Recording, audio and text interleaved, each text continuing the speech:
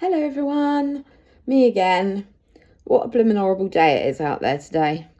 So I thought I would just share some wisdom with you.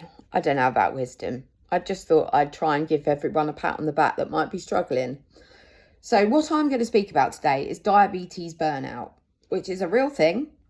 It happens all the time. It can be daily, it can be fortnightly. If things aren't going your way, physically with your diabetes, it can have a knock-on effect on your mental health. I think a lot of people forget that diabetes is a physical illness, yes, of course. However, the knock-on effect is mentally, and it is draining, and it does burn you out. So unfortunately, living with this condition 24/7 can be a challenge.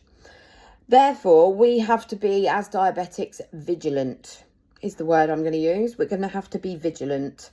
And that's day in, day out, because diabetes, it never gives you a break. You can't ever catch a break from diabetes because it's there all the time. So physically, yeah, you'll burn out, but mentally and emotionally sometimes it absolutely takes it out of you. And I can definitely vouch for that. So we require consistency, we require attention, and we require that day in, day out, and night in, night out, I would say. So this can have a detrimental effect physically and mentally, like I've said. With this condition, we have to discipline ourselves. We have to have discipline because this is daily. I mean, you have to discipline yourself with food, with your insulin, with your blood sugars. There's so many different factors people don't realise that diabetics have to live with. So, I mean, doing this daily causes me, personally, massive body awareness. I'm so aware of my body and aware of what's happening to my body when I've got high glucose or low glucose. Doesn't matter what it is. Also, we require a lot of patience, believe it or not. You need the patience when something doesn't go your way. So you've planned your day, you've planned your meals, you've carb counted them meals, you've done your blood sugar and you've done your insulin to carb count ratio, and lo and behold, you're having a hypo. Where does it come from? Why is it happening? Patience. That's what we need. I don't always have it. I'm not great with patience, as you've probably seen in my previous videos, to be fair. So, yeah, I mean, we have to be aware of our body. We have to be patient with our body. And there is more than one.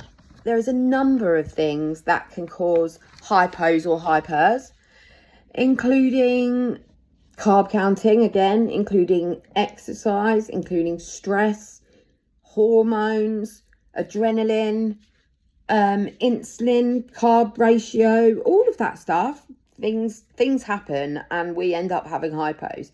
As in, like, I'm speaking to you right now, my blood sugar's 3.4. I'm trying to get it up. I'm having a sweet cup of tea and then maybe something to keep it up after the sweet tea, you know, like a carb or whatever. So living with this day in, day out, it can cause diabetes burnout, essentially. That's exactly what it says on the tin. It happens, and I want you all to know that you're not alone. You're not alone.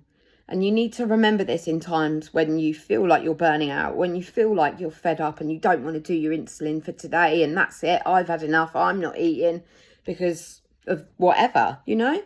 You're not alone. I'm here, and there's plenty of us out there that are dealing with similar, all the same issues. So please don't feel alone. There's no cure for this. There's no way that you can just go into a hospital and say, listen, I need a break. Can you take over for me for a couple of days?